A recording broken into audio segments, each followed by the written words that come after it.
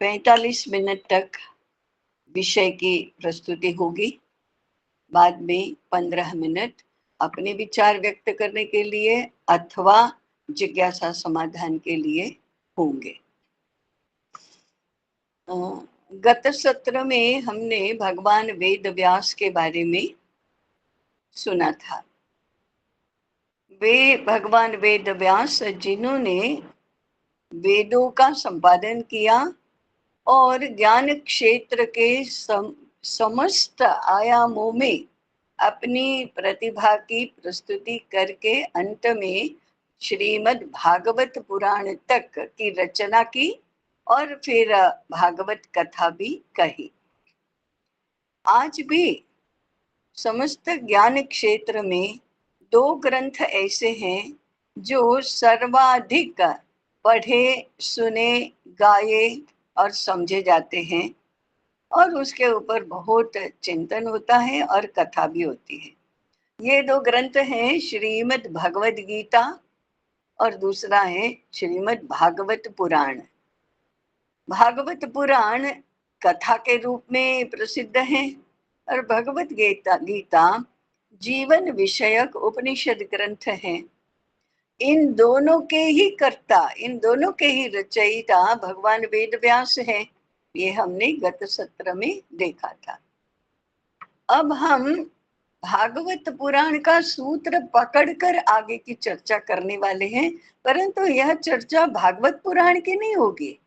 वो जिस निमित्त से उसकी रचना हुई है उस निमित्त को हम आगे कैसे ले जाएं, इस विषय पर चिंतन होगा। भागवत पुराण ये लोक शिक्षा के लिए रचा गया ग्रंथ है। किस माध्यम से? तो कथा के माध्यम से सब लोगों तक ज्ञान पहुंचाने का कार्य ये भागवत पुराण करता है। अब ये लोक कौन है? लोक कथा माने क्या, लोक शिक्षा माने क्या, इसकी ओर जो भी लोग शिक्षा क्षेत्र में काम कर रहे हैं, शिक्षा विषयक कुछ करना चाहते हैं, शिक्षा की चिंता करते हैं और उसमें भी भारतीय शिक्षा की चिंता करते हैं, उसकी व्यवस्था के बारे में विचार करते हैं, उन सभी के लिए ये लोक क्या है ये समझना आवश्यक है। रचना ऐसी है कि हमारी जो समस्त जनसंख्या है, समस्त जन समाज है, वह कुछ श्रेणियों में वर्गीकृत हुआ है। वो वर्गीकृत हुआ है माने क्या? उनके व्यवहार से, मानस से, स्वभाव से, क्षमता से, आकलन क्षमता से उसकी ये श्रेणियां बनती है। ये हम 140 करोड़ जनसंख्या के संदर्भ में बात करें। क्यों इस संदर्भ में बात करना? क्योंकि हम भारतवासी हैं और भारतीय शिक्षा की बात करते हैं और भारतीय शिक्षा की बात 140 करोड़ जनसंख्या के लिए उसके संदर्भ में ही करनी चाहिए। इसलिए तो ये जो जन समुदाय है उसकी जो 4 श्रेणियां हैं, उसमें पहली श्रेणी है ऋषि। मैं ज्ञान क्षेत्र और व्यवहार क्षेत्र दोनों की बात कर रही हूँ। तो पहली श्रेणी है ऋषि। ऋषि कौन है? ऋषि दर्शनाथ, जो आर्ष दृष्टा है वह ऋषि है। आर्ष दृष्टा का अर्थ क्या है? जो अपनी अनुभूति से, हृदय में जो अनुभूति है उस अनुभूति से जीवन के बारे में, जगत के बारे में, ब्रह्म के बारे में, ब्रह्मांड के बारे में, ईश्वर के बारे में, ईश्वर निर्मित सृष्टि के बारे में यथार्थ रूप में जानता है, आंतर बाह्य रहस्यों को जानता है। कैसे जानता है? तो अपनी अनुभूति की क्षमता के माध्यम से उसके साथ एकाकार होकर उसके साथ तादात्म्य संधान करके उसको अवगत करता है, उसको जानता है, वह ऋषि है। अनुभूति के क्षेत्र से आगे चलकर वह जिनको अनुभूति नहीं हुई है उनके लिए वह बुद्धिगम्य बनाकर उस अनुभूति को प्रस्तुत करता है, अर्थात शास्त्र ग्रंथों की रचना करता है और सबके लिए वह सुलभ बनाता है। ये तो ऋषि है। ज्ञान क्षेत्र का ये बहुत अत्यंत महत्वपूर्ण ऐसा तबका है, ऐसा एक वर्ग है। उसके बिना ज्ञान सरिता आगे बढ़ेगी ही नहीं। ये समझो गंगोत्री है और गंगोत्री से प्रवाहित होकर ये ज्ञान गंगा समस्त जन समाज तक पहुंचती है, सभी को, सभी क्षेत्रों को आप्लावित करती हैं, सबको पुष्ट और तुष्ट भी करती हैं। ऐसा ये समाज का एक वर्ग है, वह ऋषि है। दूसरा वर्ग है वह विद्वज्जनों का है, विद्वानों का। हम जानते हैं विद्वान शब्द कैसे बना है, वेद से बना है। वेद का अर्थ ही ज्ञान है। उस वेद ज्ञान को जानने समझने वाला, अवगत करने वाला, उसका अर्थ करने वाला, ने वेदार्थ चिंतन करने वाला, अध्यापन करने वाला, शास्त्र ग्रंथों पर भाष्य करने वाला, शास्त्र ग्रंथों को समाज के लिए सुलभ बनाने वाला, ज्ञान क्षेत्र को हमेशा परिष्कृत रखने वाला, ज्ञान क्षेत्र को हमेशा समृद्ध बनाने वाला, ऐसा जो वर्ग है वह विद्वानों का वर्ग है। ऋषि अनुभूति गम्य ज्ञान का स्वामी है, विद्वान बुद्धिगम्य ज्ञान का स्वामी है। तो बुद्धि के क्षेत्र में वह पुरुषार्थ करता है, पराक्रम करता है, अपनी विलक्षण प्रतिभा के दर्शन करवाता है, वह प्रस्तुति करता है। ऐसे ज्ञान क्षेत्र को समृद्ध रखने वाला, परिष्कृत रखने वाला, शुद्ध रखने वाला, सुरक्षित करने वाला, ऐसा एक वर्ग विद्वानों का वर्ग है। तीसरा जो वर्ग है वह है अभिजनों का। अभिजन माने आज की भाषा में जिसको नागरी सभ्यता में रहने वाला, जो धनवान भी है परंतु धनवान के साथ साथ पढ़ा लिखा है, शास्त्रों का अध्ययन किया है। वह अध्यापन नहीं करता परंतु अध्ययन अवश्य करता है। वह साहित्य का सृजन भी करता है और साहित्य का रसास्वादन भी करता है। कला के क्षेत्र में काम करने वाला, सुंदरता के क्षेत्र में काम करने वाला, सृजनशील बनकर नए नए अलंकार, नए नए वस्त्रों के डिजाइन्स, नए नए भवन रचना, नए नए आविष्कार, सुंदर और उपयोगी ऐसी वस्तुओं का निर्माण, कला साधना करने वाला, साहित्य साधना करने वाला, साहित्य का रसास्वादन करने वाला और शिष्ट सभ्य समाज में ऐसे साहित्य को और ऐसी प्रतिभा को अपने जीवन में अनुस्यूत करने वाला, ऐसा एक अभिजनों का वर्ग है। उसकी भाषा शुद्ध होती है, प्रमाण भाषा होती है, उसका सारा हलन चलन ऐसा सभ्य शिष्ट सुसंस्कृत ऐसा होता है। वह धर्म को तो समझता ही है परंतु वह सुंदरता का उपासक है, वह कला का उपासक है, साहित्य का उपासक है, वैभव में रहने वाला है। वैभव में जो विविधता, उत्कृष्टता, सृजनशीलता आदि का सेवन करने वाला और उस जगत में रहने वाला, ऐसा ये अभिजनों का वर्ग है। कहने के लिए, समझने के लिए हम उसको नागरी सभ्यता वाला ऐसा एक वर्ग कह सकते हैं। और चौथा वर्ग है वह बहुजन समाज है।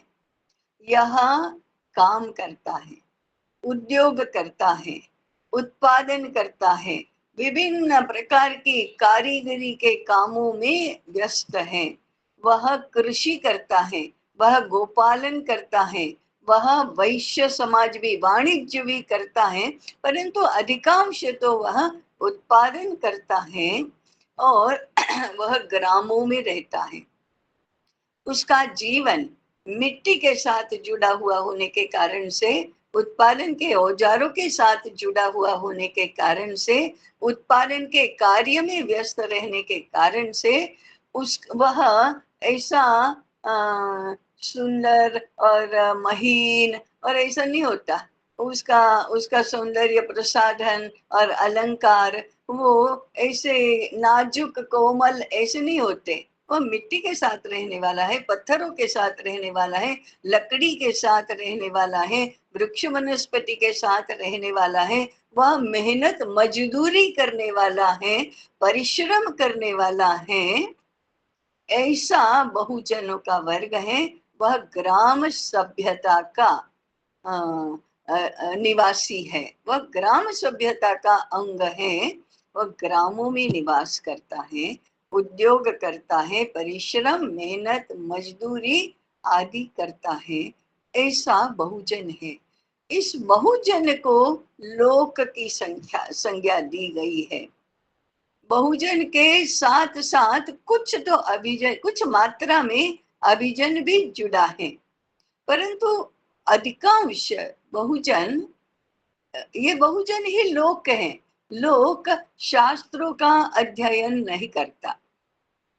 वह ज्ञान क्षेत्र के जो सामान्य लक्षण है, तपश्चर्या करना, स्वाध्याय करना, ग्रंथों का अध्ययन करना, पढ़ने के लिए जाना, वर्षों तक ज्ञान साधना करना, अनुसंधान करना, ये सब नहीं करता। वह सामान्य जीवन जीता है।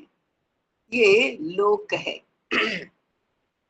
अब यदि समझने का प्रयास करें तो जन समाज में ऋषि संख्या में सबसे कम होते हैं, विद्वान उनसे ज्यादा, परंतु अभिजनों से कम ऐसे होते हैं। अभिजन विद्वानों से अधिक, परंतु बहुजन विद्वानों से अधिक, परंतु बहुजनों से कम संख्या के होते हैं। सर्वाधिक लोक संख्या बहुजन की होती है। समाज की समृद्धि के लिए, समाज के वैभव के लिए, समाज के योगक्षेम के लिए, समाज की समृद्धि निरंतर बनी रहे, अभावग्रस्तता कहीं भी न हो, विपुलता सर्वत्र दिखाई दे, इस कारण से लोक की संख्या सर्वाधिक होती है। समाज अगर ऑर्गेनिक पद्धति से विकसित होता है तो अपने आप ही ऐसी वृत्ति प्रवृत्ति वाले, ऐसे स्वभाव वाले लोक की संख्या अधिक ही होती है। क्योंकि प्रकृति के नियमन में रहने वाले लोगों की चिंता, उनके योगक्षेम की चिंता प्रकृति स्वयं करती है। और इसलिए जनसंख्या में स्वभाव से ही, अपने आप प्राकृतिक योजना से ही लोक की संख्या सबसे अधिक और ऋषि वर्ग की संख्या सबसे कम ऐसी ही होती है। जो लोग शोध करता है वो जरा इतिहास में अनुसंधान कर ले, सामाजिक इतिहास में, समाज व्यवस्था के इतिहास में अनुसंधान कर ले, तो ये दिखाई देगा कि वेद काल से लेकर अथवा भारत का इतिहास जब से शुरू हुआ है, ऐसे ज्ञात इतिहास में जनसंख्या का अनुपात ऐसा ही रहा है। और अगर इस स्वाभाविक प्राकृतिक अनुपात को हम बनाए रखें तो हमारी समृद्धि और संस्कृति दोनों की निश्चिंतता रहती है, दोनों के बारे में निश्चिंतता रहती है। हाँ,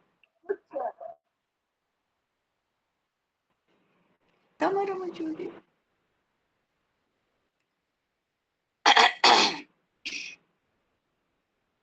कुछ अस्वाभाविक कारणों से हमारे प्रयास ऐसे चलते हैं कि हम इस अनुपात को बदलना चाहते हैं। जैसे सभी लोग को अभिजनों की शिक्षा दो और उनको नागरिक सभ्यता के अंग बना दो, ऐसा एक विचार मन में आता है, और फिर नगरों की शिक्षा जैसा हम लोक शिक्षा का प्रबंध करने लगते हैं, या सबको विद्वान बनाओ। तो फिर हम स्थान स्थान पर छोटे छोटे गांवों में भी महाविद्यालय शुरू कर देते हैं, और ये सारी ज्ञान क्षेत्र की अस्वाभाविक रचना हो जाती है। इसके ऊपर भी हमको विचार करना चाहिए कि ऐसे कौन से तत्व हैं जिस कारण से हम सबको विद्वान ही बनाना चाहते हैं, हम सबको नागर संस्कृति के ही बनाना चाहते हैं, और ऋषि बनने का तो हमें बहुत कठिन लगता है, इसलिए ऋषि तो कौन बन सकता है, ऐसा कह के उस क्षेत्र को तो छोड़ देते हैं। परंतु अनुपात का अध्ययन करके, अनुपात की आवश्यकता का विचार करके, प्रकृति की जो रचना है उसका विचार करके हमें इस शिक्षा के बारे में, शिक्षा व्यवस्था के बारे में विचार करने की आवश्यकता है। मोटा मोटा हम इस अनुपात का अगर आकलन करें तो लोक की संख्या रहेगी लगभग 70-75%, 70% मान लो। उसके बाद अभिजनों की संख्या का अनुपात रहेगा 20%, 70 और 20 90% हो गई। विद्वानों की संख्या रहेगी 7% और ऋषि होंगे 3%। उतना ही संभव है, उतनी ही आवश्यकता है, और उतनी ही हमारी क्षमता होती है। ये सब स्वाभाविक रचना ऐसी होती है। हम इसको बदल देंगे तो वो बदली हुई रहेगी भी नहीं। बदलने का प्रयास हम जरूर कर ही रहे हैं, परंतु उससे वो होने वाला तो नहीं है, नहीं होने वाला है। इसके दुष्परिणाम तो हम चारों ओर देख ही रहे हैं, परंतु अभी हम इसके कारणों और परिणामों की चर्चा में नहीं जाएंगे। अभी हम ये 70% जो लोग हैं उसकी बात करेंगे, उसके लिए व्यवस्था की बात करेंगे, उसके लिए शिक्षा व्यवस्था की बात करेंगे, क्योंकि हम शिक्षा के बारे में चिंतन कर रहे हैं, शिक्षा के संदर्भ में चिंतन कर रहे हैं। लोक हो, अभिजन हो, नागर हो, विद्वान हो या ऋषि हो, ज्ञान का स्वभाव या ज्ञान तो सब एक ही है सभी जगह। वो कौन सा ज्ञान है? माने लोक से लेकर ऋषि तक ज्ञान कौन सा है? ज्ञान प्राप्त करना, ज्ञानवान होना, माने क्या होना? जीवन का ज्ञान। ये जीवन क्या है, कहाँ से शुरू हुआ, कहाँ पहुंचेगा, उसकी गति प्रगति कैसे होती है, जीवन किसको कहते हैं, जीवन के आयाम क्या क्या है, जीवन का स्वरूप कैसा है, एक जीवन के बारे में, जगत के बारे में, ये जगत क्या है, ये संसार क्या है, सृष्टि क्या है, कैसे इसकी रचना हुई, किसने इसकी रचना की, कब रचना हुई, और इस सृष्टि का फैलाव कितना है, इस सृष्टि का स्वभाव कैसा है, इस सृष्टि का व्यवहार कैसा है, हमारा और सृष्टि का संबंध क्या है, और इस सृष्टि आगे बढ़ते बढ़ते कहाँ तक जाएगी। तो जीवन और जगत, इसका संबंध क्या है? जीवन और जगत के पीछे जो जगदीश है, भगवान है, वो कौन है? उसका और जगत का क्या संबंध है, उसका और जीवन का क्या संबंध है, हमारा और भगवान का क्या संबंध है? जिसको हम ब्रह्म बोलते हैं वो ब्रह्म कौन है, ब्रह्मांड कौन है, ब्रह्मांड में हम कहाँ हैं, ये ब्रह्मांड क्या चीज है, कितना फैला हुआ है, ये सृष्टि क्यों टिकी रही है, सृष्टि नष्ट क्यों होती है, सृजन और प्रलय कैसे होते हैं। एक व्यक्ति के संदर्भ में बात करें तो जन्म मृत्यु क्या है, जन्म पुनर्जन्म, जन्म जन्मांतर क्या होता है, कहाँ जन्म होता है, मृत्यु के बाद कहाँ जाते हैं और फिर से जन्म कहाँ से आकर लेते हैं, क्यों लेते हैं, इसका शास्त्र क्या है, उसकी प्रवृत्ति वृत्ति क्या है, कैसे ये सब होता है, इसका ज्ञान प्राप्त करना, ये ज्ञान क्षेत्र का एक व्यवहार है, इसका ज्ञान प्राप्त करना। तो भारत में लोक हो या ऋषि हो, सब ज्ञानवान हैं, सबके पास इन सारी बातों का ज्ञान है। इनसे जो व्यवहार के सूत्र बने हैं, वो धर्म क्या है, संस्कृति क्या है, संस्कार क्या है, शिष्टता किसको कहते हैं, सज्जनता किसको कहते हैं, भलाई क्या होती है, अच्छाई क्या होती है, बुराई क्या होती है, इसका ज्ञान होना, वो भी ऋषि के लिए भी है और लोक के लिए भी है। और ये ज्ञान सबको प्राप्त हो, 140 करोड़ जनसंख्या में से एक भी व्यक्ति अनादि न रहे, माने अज्ञानी न रहे, इसकी व्यवस्था हमारे ऋषियों ने और विद्वानों ने की है। जो 3% और 7% है, उनका ये दायित्व हमेशा रहा है कि 70% और 20% के लिए भी ज्ञान प्राप्त करने की, ज्ञानवान होने की व्यवस्था करो। तो भारत में हमेशा ऐसा ही रहा है कि इसका ज्ञान, ये तत्व ज्ञान हुआ। दूसरा है व्यवहार ज्ञान। अब सभी को पता होना चाहिए कि मेरा व्यक्तिगत रूप से व्यवहार क्या हो। अरे मेरा शरीर, आहार विहार अच्छा होगा तो स्वस्थ रहना चाहिए, मेरे शरीर में व्यायाम के कारण से बल प्राप्त होना चाहिए, मेरा शरीर कार्य कुशल रहना चाहिए, मेरा शरीर अपना काम ठीक से कर सके, इस प्रकार से स्वस्थ सुंदर सुडौल ऐसा रहना चाहिए, मेरा शरीर काम कर सके ऐसा तितिक्षा पूर्ण ऐसा चाहिए। ये व्यवहार ज्ञान है अपने प्रति। मेरा मन अच्छा होना चाहिए, मेरी बुद्धि अच्छी चलनी चाहिए, मैं सज्जन बनूं, मेरे मेरे में सद्गुण विकास हो, मुझे व्यवहार का ज्ञान हो। ये हर व्यक्ति के लिए व्यवहार ज्ञान का अंग है।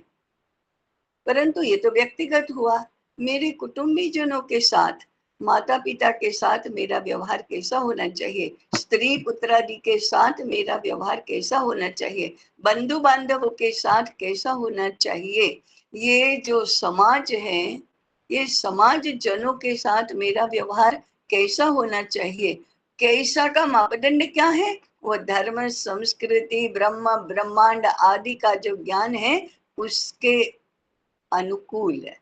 ये सब कैसा होना चाहिए। अरे समस्त जन समाज के साथ मेरा मानसिक एटीट्यूड कैसा होना चाहिए, मैंने सबका भला चाहना चाहिए, किसी का बुरा नहीं चाहना चाहिए, मैंने धर्म के पक्ष में खड़ा रहना चाहिए, न्याय के पक्ष में खड़ा रहना चाहिए, सत्य के पक्ष में खड़ा रहना चाहिए, सज्जनों की रक्षा, गो ब्राह्मण की रक्षा, विद्या की रक्षा करनी चाहिए। ये सामाजिक व्यवहार है, शिष्टता का, सभ्यता का, सज्जनता का व्यवहार है। वृक्ष वनस्पति पशु पक्षी प्राणी पंच महाभूत, इन सबके साथ मेरा व्यवहार कैसा होना चाहिए। अरे पानी को पवित्र मानो, भूमि को पवित्र मानो, भूमि को माता मानो, वो आकाश तो मेरा पिता है। अरे ये सब पशु पक्षी प्राणी वृक्ष वनस्पति मेरे बंधु बांधव हैं, मेरे ही अपने हैं सब, तो मेरा उनके साथ प्रेम का व्यवहार होना चाहिए। तो इनके कारण से ही तो मुझे मेरी आवश्यकताएं प्राप्त होती हैं, इनके प्रति कृतज्ञ रहना चाहिए। तो फिर सृष्टि के साथ, इस वृक्ष वनस्पति के साथ मेरा व्यवहार कैसा होना चाहिए, ये जानना और उसके अनुसार व्यवहार करना, इसकी शिक्षा लोक को प्राप्त होनी चाहिए। तभी तो लोग ज्ञानवान भी बनेंगे और क्रियावान भी बनेंगे, तत्व ज्ञान भी जानेंगे और व्यवहार का ज्ञान भी जानेंगे, दोनों बातें होंगी।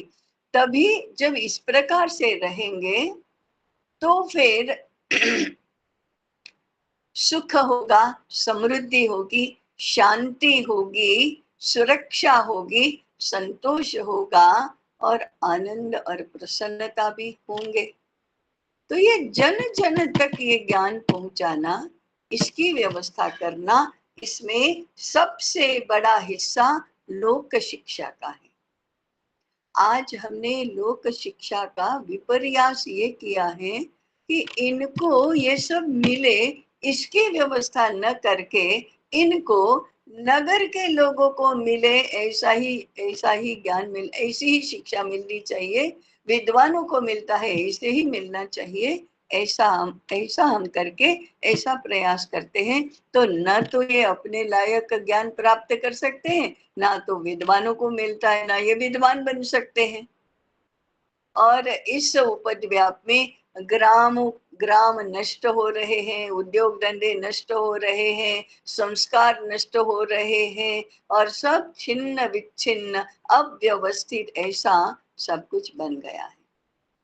इसलिए इन दो बातों के आधार पर कि किसको कैसी शिक्षा चाहिए, किसके लिए क्या नहीं चाहिए, क्या चाहिए, और फिर जो चाहिए वो देने की व्यवस्था करना, ये शिक्षा के विषय में जो चिंतन करते हैं उनको समझने का विषय है।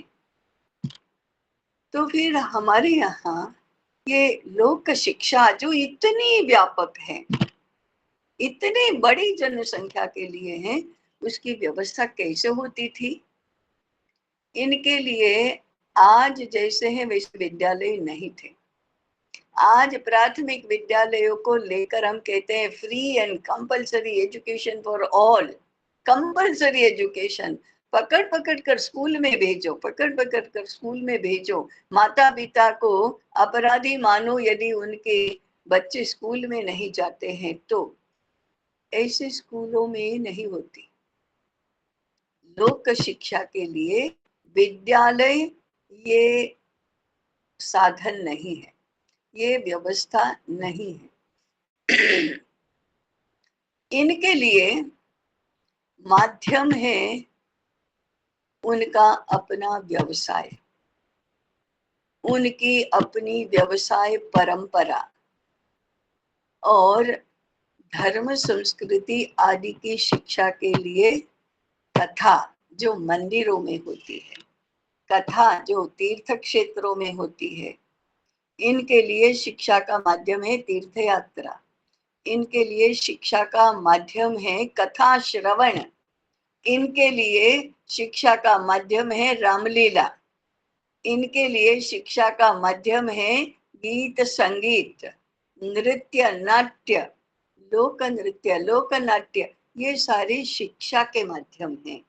लोक शिक्षा के माध्यम हमेशा से रहे हैं और इसलिए भगवान वेद व्यास इसके प्रणेता हैं, क्योंकि भागवत पुराण से कथा श्रवण शुरू हुआ, कथा कहना और कथा सुनना, और फिर उसमें से क्या सीखना, धर्मानुरागी कैसे होना, धर्मशील कैसे होना, संस्कृति की रक्षा के लिए क्या करना, संस्कारवान कैसे होना, सज्जन कैसे होना, न्याय नीति से कैसे चलना, क्या नहीं करना, दुष्ट का व्यवहार क्या होता है वो जानना, और फिर जो अपने व्यवहार कुशल तो बनना, हर प्रकार से व्यवहार कुशल बनना।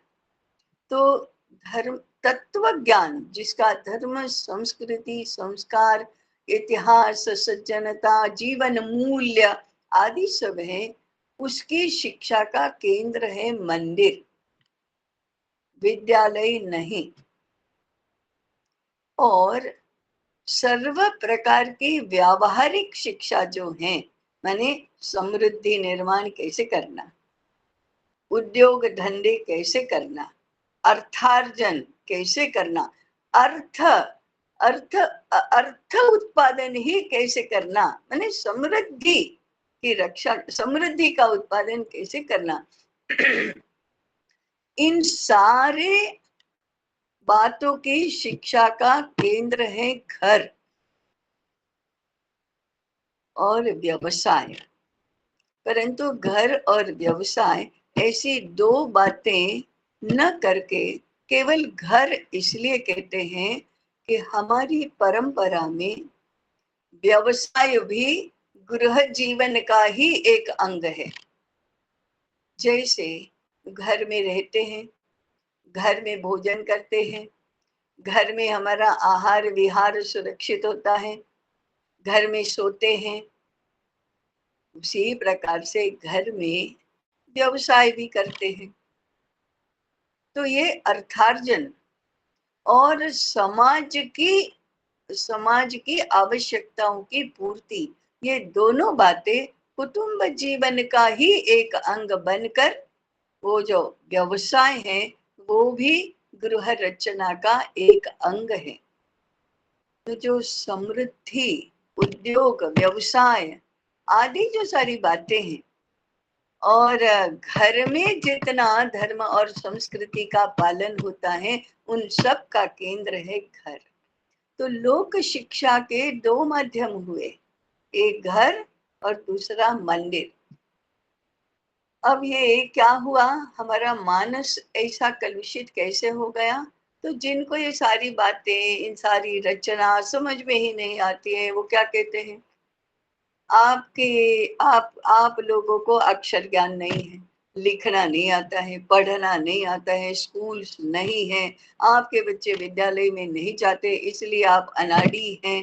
पढ़ने, अक्षर लेखन में और पठन में ही जैसे सब ज्ञान समाया हुआ है, और वो ज्ञान विद्यालय में जाकर ही मिलता है, और वो जब तक नहीं मिला तब तक हम अज्ञानी हैं, अशिक्षित हैं। ये इतनी बड़ी गलत धारणा हमारे मानस में रूढ़ हो गई है। अभी भी वक्ता श्रोता को ये मानना लगभग असंभव हो जाएगा कि लिखना पढ़ना नहीं आता, अक्षर लेखन नहीं आता, वो विद्वान कैसे हो सकता है, वो ज्ञानवान कैसे हो सकता है? विचार करो।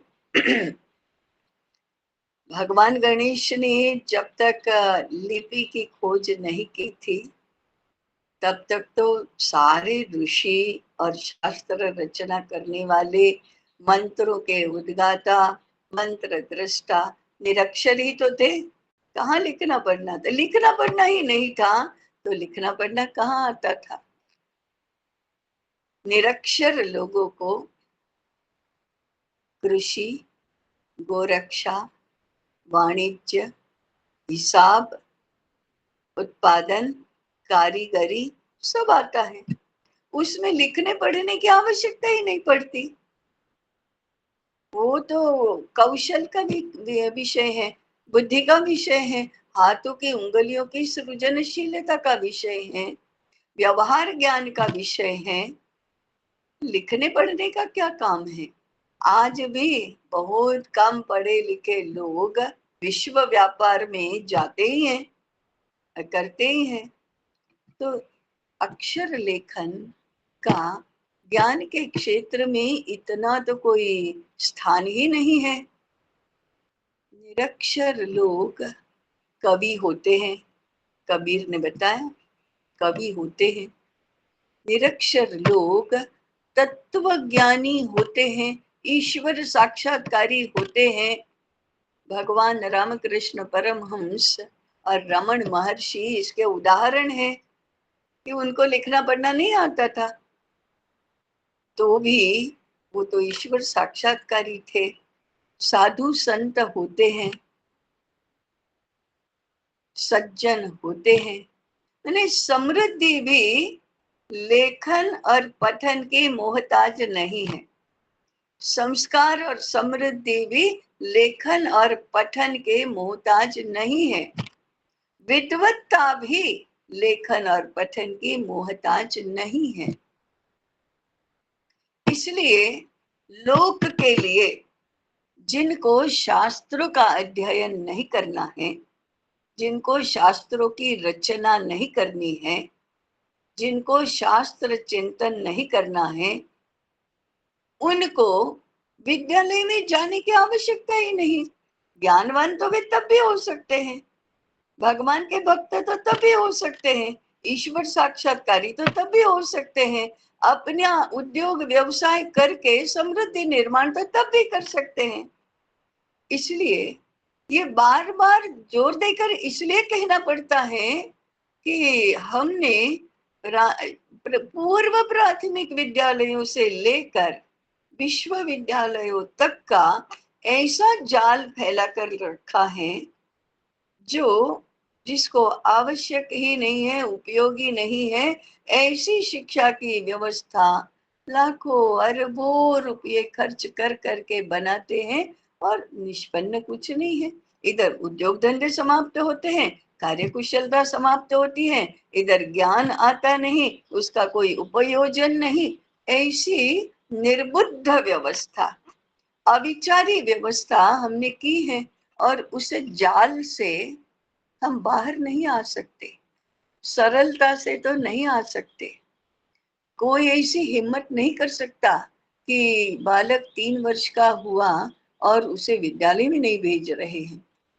ऐसे तो माने 1% तो क्या 0.01% भी नहीं होंगे। हम मजबूरी में नहीं जाते होंगे, वो अलग बात है, मौका नहीं मिला इसलिए नहीं जाते वो अलग बात है, लेकिन और कोई बिना भेजे तो रह ही नहीं सकता। और टॉप पर टॉप टॉप जितना हो सके पढ़ो, जितना हो सके पढ़ो, इसका लालच भी कोई नहीं रोक सकता। तो हमारे देश की शिक्षा व्यवस्था की पुनर्रचना करने की आवश्यकता है और उस पुनर्रचना की व्यवस्था में लोक शिक्षा को इस रूप में समझना चाहिए जिस रूप में हमारे यहाँ हजारों वर्षों से हो रही है। और निरक्षर होने पर भी, विद्यालय में गए बिना भी, पुस्तक देखे बिना भी, वेद क्या होते हैं इसकी जानकारी नहीं होने पर भी ज्ञान आधारित व्यवहार करते हैं।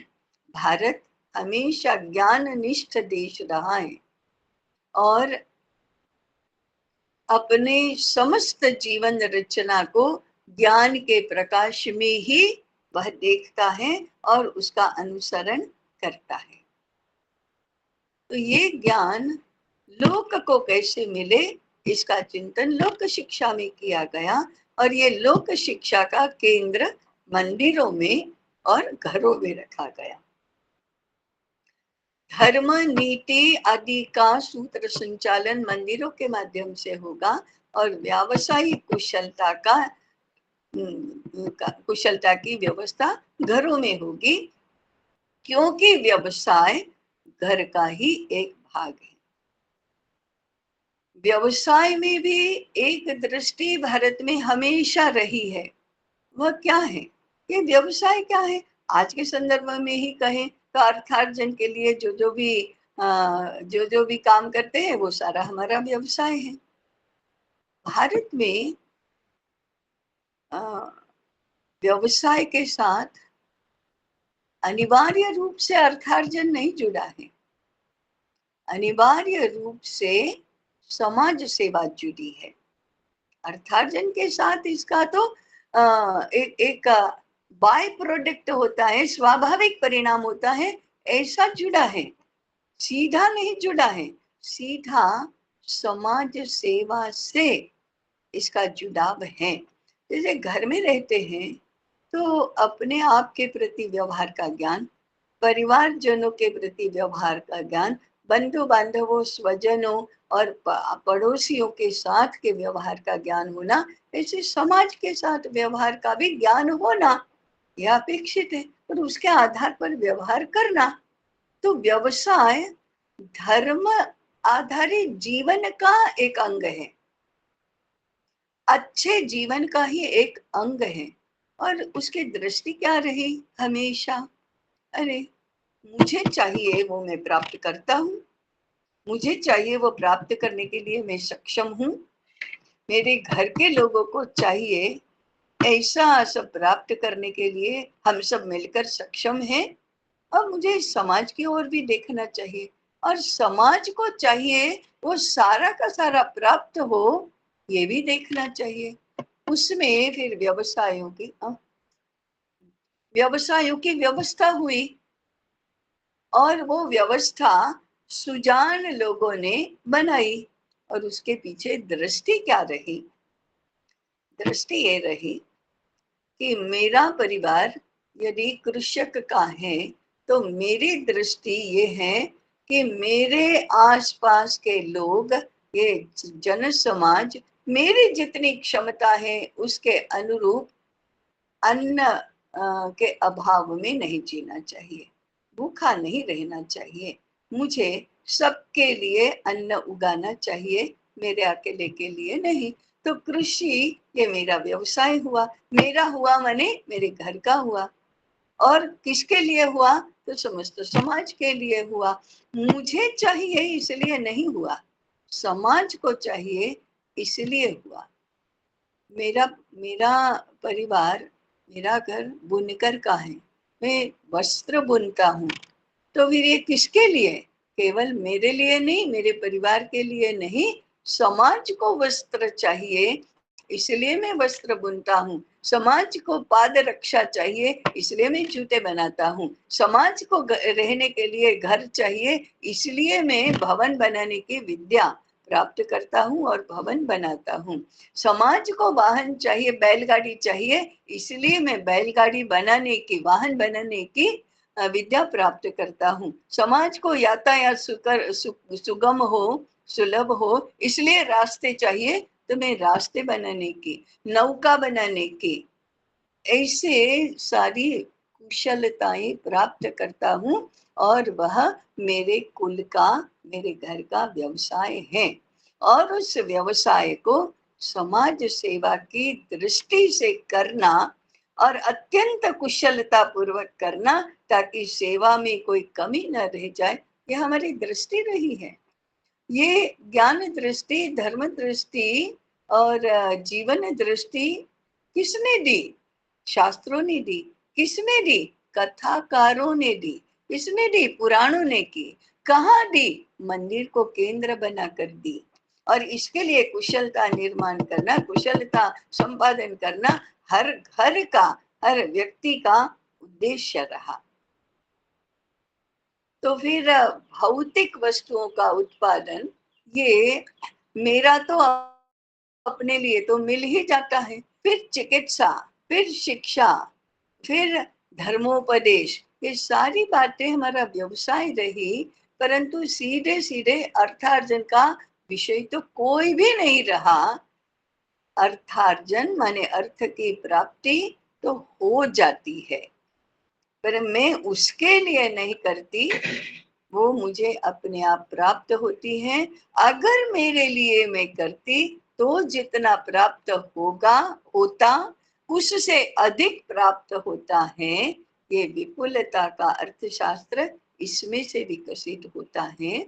तो ये जो लोक जीवन है, उसका हमने क्या कहा? वो तो गांव के लोग, उनका वेश भाषा भूषा सब अलग है, उनका नृत्य नाट्य सब लोक नृत्य है, लोक नाट्य है आदि सब करके। हाँ, हम नागरिक सभ्यता के बनना चाहते हैं, सब उनके ऊपर दया करके उनको भी ऐसे बनाना चाहते। ये अव्यवस्था है।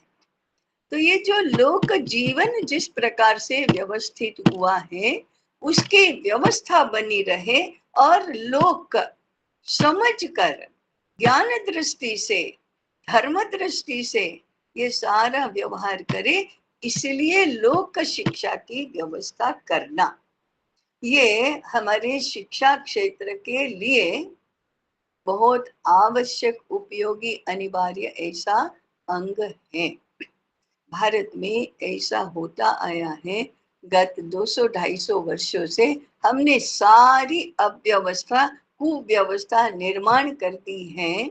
इसको सही करके हम लोक शिक्षा के बारे में पुनः सही पद्धति से चिंतन कर सके, उसके आधार पर योजना बना सके, उसके आधार पर क्रियान्वयन भी करना शुरू करें, तो कदाचित हमें पुनः भारत की जो जीवन व्यवस्था थी वो सुलभ बनेगी। ऐसा सब चिंतन विकसित करके उसको कृति तक पहुंचाने के लिए हम व्यास विद्यापीठ के विषय का चिंतन कर रहे हैं। मुझे लगता है कि समय समाप्त हुआ है। जिज्ञासा समाधान अथवा सुझावों के लिए, अपनी बात बताने के लिए ये सत्र खुला है। सबको नमस्कार।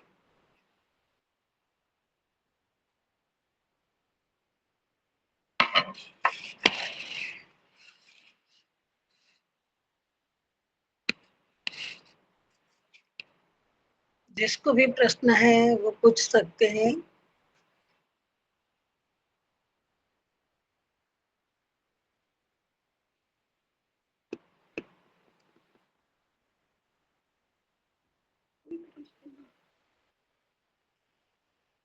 आरती जी पूछिए। जी नमस्ते ताई, मैं आरती जोशी डीसा से। नमस्कार। जैसे आपने बताया कि व्यवसाय अपना खुद का करना चाहिए, तो जिनका अब आज के समय में खुद का व्यवसाय नहीं रहा वो क्या करें? ये थोड़ी लंबी बात है। वो अपने लिए व्यवसाय ढूंढे और निर्माण करे और करे। ये तो सीधा साधा उत्तर है। हाँ, ये हमारी अभी जो अर्थार्जन की व्यवस्था है पूरी समाज की, वो नहीं होनी चाहिए ऐसी है। उसको जो होनी चाहिए ऐसी बनाई तो सबको अपना अपना व्यवसाय प्राप्त हो। तो ऐसी रचना करने के लिए हमको चिंतन के मार्ग से जाना होगा, और इसलिए वो चिंतन शुरू हुआ है। आपका प्रश्न, आपके प्रश्न का उत्तर आगे आगे आएगा ही। कि कैसे अर्थार्जन की व्यवस्था आज कैसी हुई है और पूर्व पूर्व से चली आई है वो कैसी है, और एक अभावों का अर्थशास्त्र है, एक विपुलता का अर्थशास्त्र है, वो कैसे होता है। धीरे धीरे हम इसका चिंतन करेंगे। आज हमारे अर्थार्जन के साधन क्या हो गए हैं। अधिकांश लोग कहते हैं नौकरी करो नौकरी करो नौकरी करो। नौकरी material sense of the term अनुत्पादक है। अगर उत्पादन कम होगा तो चीज वस्तुओं का अभाव होगा, और जो उत्पादन नहीं करता है उसका पोषण करने का दायित्व जो उत्पादन करता है उसके ऊपर ही आएगा। और केवल अनुत्पादक बातों से जो करेंसी की हेरा फेरी होगी, माने एक हाथ से दूसरे हाथ में, वो उत्पादन के साथ जुड़ी हुई नहीं है, अनुत्पादक होगा। तो ये अनुत्पादक को उत्पादक में कैसे परिवर्तित करना, इसके लिए जरा व्यापक चिंतन की आवश्यकता है। वो हम आगे करेंगे। जी तय।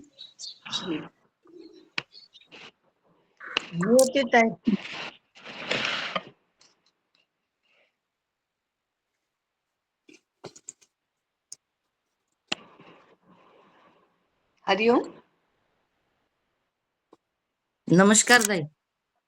नमस्कार। लोक शिक्षा के देने के लिए भी कोई आधार होगा कि जैसे विद्वान लोग ये करेंगे वैसे लोक शिक्षा कुछ लोग देंगे, ऐसा है? तो वो कौन है और वो अभी कार्य नहीं कर रहे हैं क्या? और यदि नहीं कर रहे हैं तो उनको कैसे कहा जाए कि आप करिए? लोक शिक्षा का माध्यम तो कथा है, कथाकार, लोकगीत, लोक नृत्य, लोक नाट्य, लोक संगीत, लोक साहित्य, ये सारा लोक शिक्षा का माध्यम है। आज विपर्यास क्या हुआ, ये सारा मीडिया है। देखो, नृत्य नाट्य गीत संगीत, ये सब मीडिया है। आज क्या हुआ है, मीडिया भारतीय ज्ञान का वाहक नहीं है।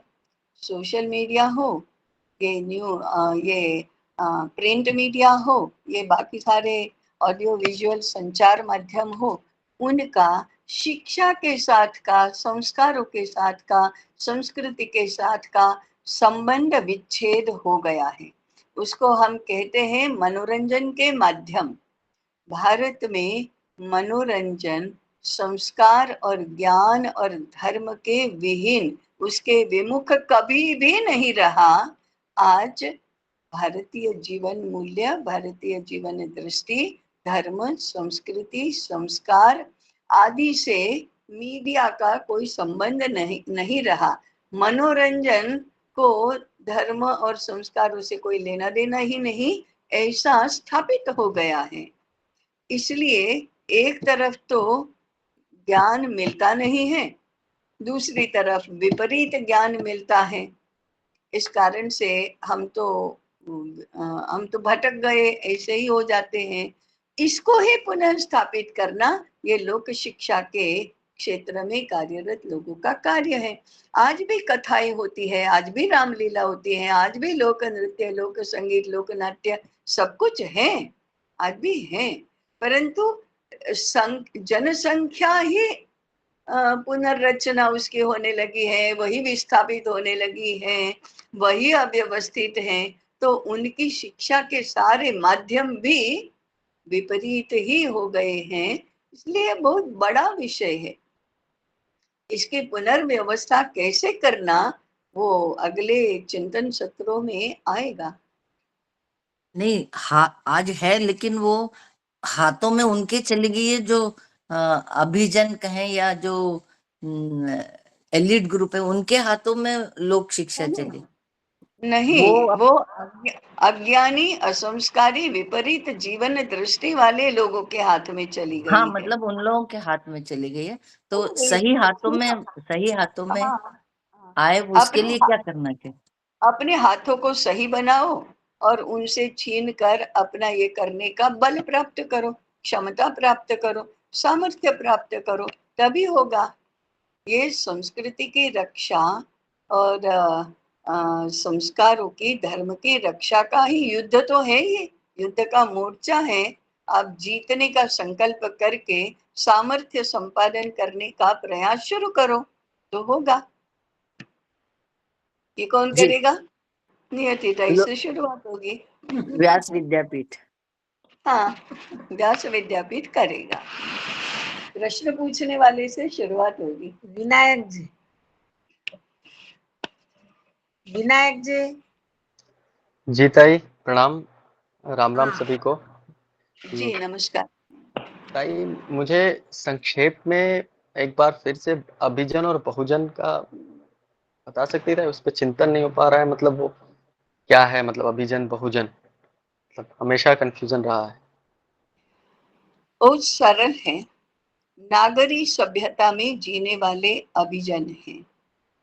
उनकी भाषा, भूषा, भवन, व्यवहार, खान पान, ये सब अलग होता है। वो शुद्ध भाषा बोलते हैं। उनका संगीत, नृत्य, नाट्य ये सब अलग होता है।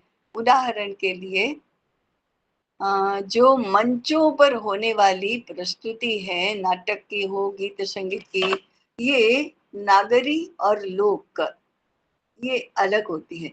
जैसे शास्त्रीय संगीत होता है, शास्त्रीय नृत्य होता है, यह अभिजनों के लिए है। परंतु लोकगीत और लोक संगीत और लोक नृत्य ये बहुजन के लिए है। हम at the back of our mind क्या होता है, वो शास्त्रीय होता है ना, वो श्रेष्ठ होता है। और ये जो लोक संगीत होता है ना, वो तो ऐसे ही क्षुद्र है। ऐसा मानस जो बन गया है, उससे मुक्त होने की आवश्यकता है।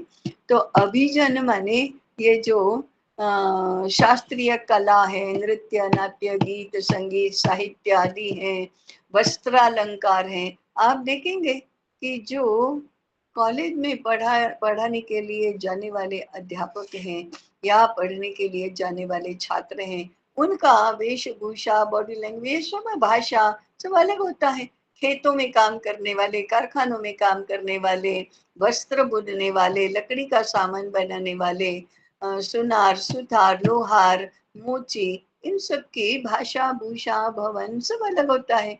उनके लिए परिचित है, उनके लिए स्वाभाविक है, उनके लिए उपयोगी है, ऐसा उनके लिए होता है। उनके लिए स्वाभाविक है तो वहां होता है। ये अभिजन और बहुजन का अंतर है। राजमहालयों में रहने वाले, राजमहालयों में रहने वाले अभिजन होते हैं। खेतों में घर बनाकर रहने वाले बहुजन होते हैं। अंजलि जी। ठीक है ताई। ताई जी, मेरा एक प्रश्न था कि लोक शिक्षा हम्म, को का प्रचार करने के लिए क्या चलचित्र या फिल्में भी एक माध्यम हो सकती हैं? जैसे उपनिषद गंगा या शास्त्रीय चलचित्र बनाए जाएं, या क्या ये भी एक हाँ माध्यम हो सकता है? हाँ हाँ, होता ही है। वो जाने हम जाने या न जाने, वो होता ही है। आज टीवी सीरियल देख देख कर तो हम आहत हो गए हैं, हम परेशान हो गए हैं। विज्ञापन देख देख कर तो हमारा हमारा खरीदी का काम चलता है। ये क्या है सब? ये लोक शिक्षा ही तो हो रही है। लोक शिक्षा और माने लोक और अभिजन, इन दोनों का ही ऐसा सम्मिश्रण हो गया है। तो फिर ये जो टीवी सीरियल्स हैं, फिल्में हैं, गीत संगीत के मंचीय कार्यक्रम हैं, साहित्य निर्माण हो रहा है, ये सारा लोक शिक्षा का ही तो माध्यम है। इसके फिर दोनों भाग होंगे, अभिजन भी होंगे और बहुजन भी होंगे, दोनों होंगे। तो अगर ये चलचित्रों के माध्यम से इसका स्वरूप, शिक्षा का स्वरूप पूर्णतया बदला जा सकता है। हम्म, जी। बदला ही जाना चाहिए। बदला, आगे हम व्यास विद्यापीठ का क्या कार्यक्षेत्र होगा इसकी चर्चा करेंगे, तब इस विषय की भी चर्चा करेंगे कि ये सारा जो फिल्म जगत है उसका क्या करेंगे। वो तो कितना बड़ा लोक शिक्षा का माध्यम है और बन ही रहा है ना। सुशिक्षा के स्थान पर कुशिक्षा का बन रहा है, लेकिन माध्यम तो बन ही रहा है। हमारे मन, बुद्धि, व्यवहार आदि पर उनका ही तो वर्चस्व है। तो उसका स्वरूप बदलो, धर्म संस्कृति संस्कार के से अनुसूत करो, तो वो लोक शिक्षा का उत्तम माध्यम होगा। आज वह लोक शिक्षा का बहुत ही खराब माध्यम है। माध्यम तो है, परिणाम तो आज भी उनका होता ही है। देखने वालों पर परिणाम तो होता ही है। सीखते ही हैं लोग, अनुकरण करते ही हैं, वैसा ही व्यवहार करते हैं, वैसी वेशभूषा रचना, वैसे ही विचार, वैसी ही आकांक्षाएं होती ही हैं।